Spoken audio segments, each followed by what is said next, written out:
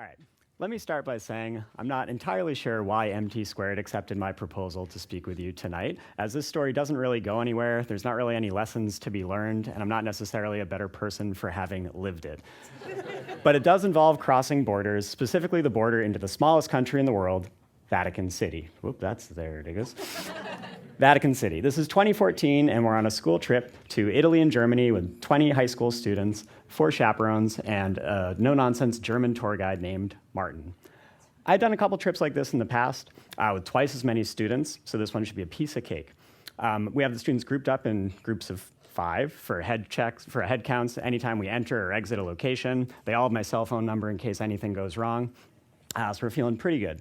Martin takes us to all the typical tourist attractions in Rome that first day. We see the Colosseum, we see the Pantheon, Trevi Fountain, and then finally on to the Vatican Museum and the Sistine Chapel. We get through the security and it is packed.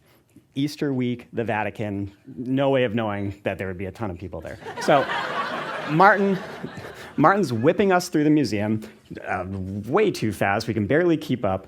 And we come to a staircase that's clearly not open to the public. And he has us step over the cordon, down the stairs, and into the Sistine Chapel. And we take in the beauty of the chapel for about a minute when somebody points out that we're missing a student, a 9th grade girl that we'll call Wendy. No big deal. The museum is just one big one-way track from entrance to exit, so we'll just wait in the chapel until she comes through. So we wait and wait and wait until the guards kick us out into St. Peter's Square. Whoops, that wasn't supposed to be there yet. Made a lot of mistakes, including advancing the slide too early. So the guards kick us out into St. Peter's Square. And at this point, it's been about 20 minutes since we last saw Wendy. And another student mentions that they had seen her on a cell phone earlier in the trip. I didn't have her phone number on my list of phone numbers. None of the other students were particularly close with her. She didn't have any close friends on the trip.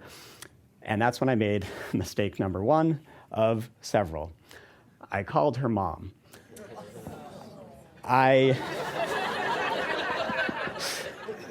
asked the mom if she had Wendy's cell phone number. And the mom said, "Why don't you just ask her?" I told her I can't because she's temporarily missing. But the museum is probably the safest place in the world. Like if you could choose where to lose your kid, like this would be the place to do it. They've got metal detectors, they've got security cameras, they've got the Swiss guards. And none of that goes over well. She's understandably angry and terrified for her daughter, who's now lost in a foreign country and doesn't speak the language. And the kicker was, Wendy didn't even have a cell phone. So I could have just called the mom when this was all over. So,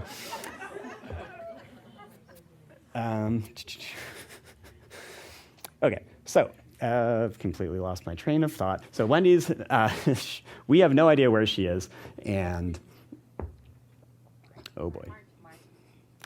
Oh, so at this point, I'm talking to the mother, and it's not going well. So this being the Vatican, I decide to appeal to a higher power.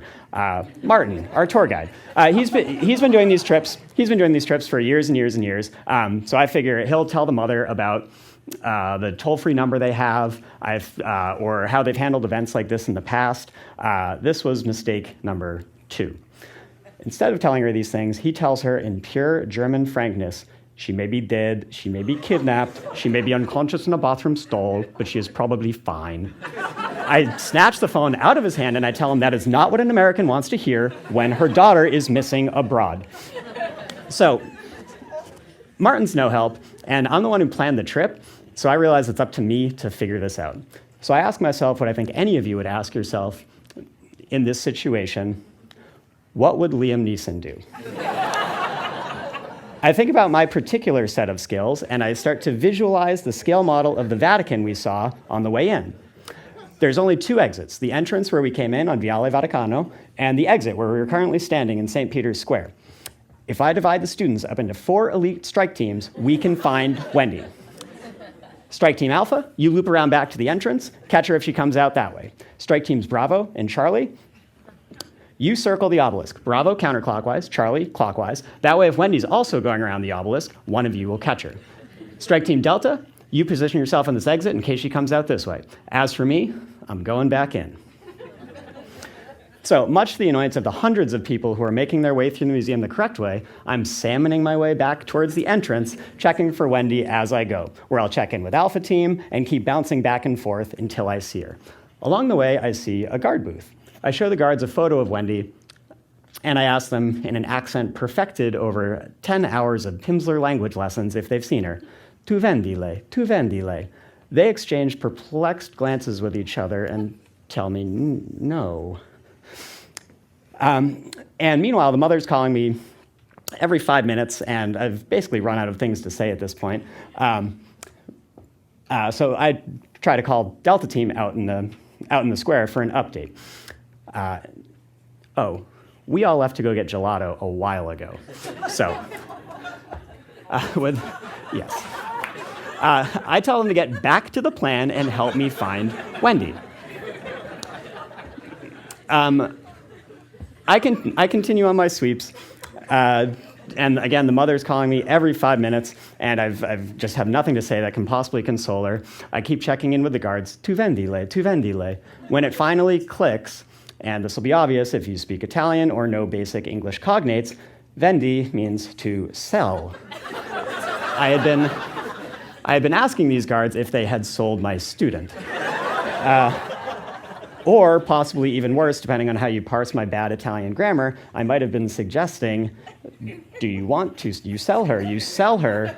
And for all I know, they had Interpol on speed dial being like, hey, there is this American creep who keeps trying to sell his students to us. All right, so that was mistake number 3, thinking that I speak Italian.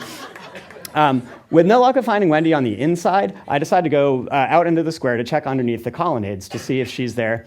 And as if just right out of a bad Hollywood movie, it starts to pour. So my elite strike teams once again disband for cover, and Martin comes over and he tells me, well, we are on a very tight schedule, and we need to catch the bus now to Verona. You're on your own. Auf Wiedersehen. So things are looking grim.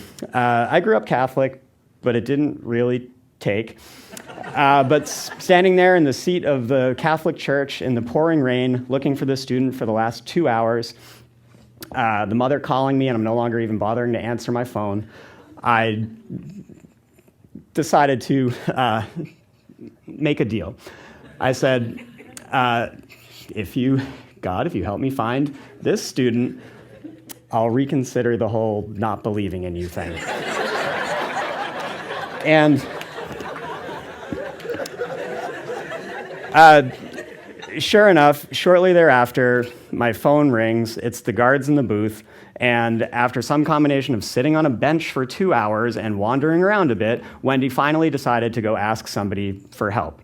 So I ran to the guard booth, gave her an awkward, relieved side hug, called the mom, told her that everything's fine, and we even caught the bus north with everyone else. There we are in Austria. Okay, so with this talk being about crossing boundaries and pushing borders, I might have flipped those around. You'd think I'd probably end with how I had a religious awakening there in the Vatican and became a Christian again, or how Wendy and I shared a closer teacher-student bond for the rest of her high school career. Instead, what happened over the next 4 years was anytime we would pass each other in the hallway, we'd both do one of these and pretend like we didn't see each other so we could avoid remembering that embarrassing time that I lost a student in the Vatican. Thank you.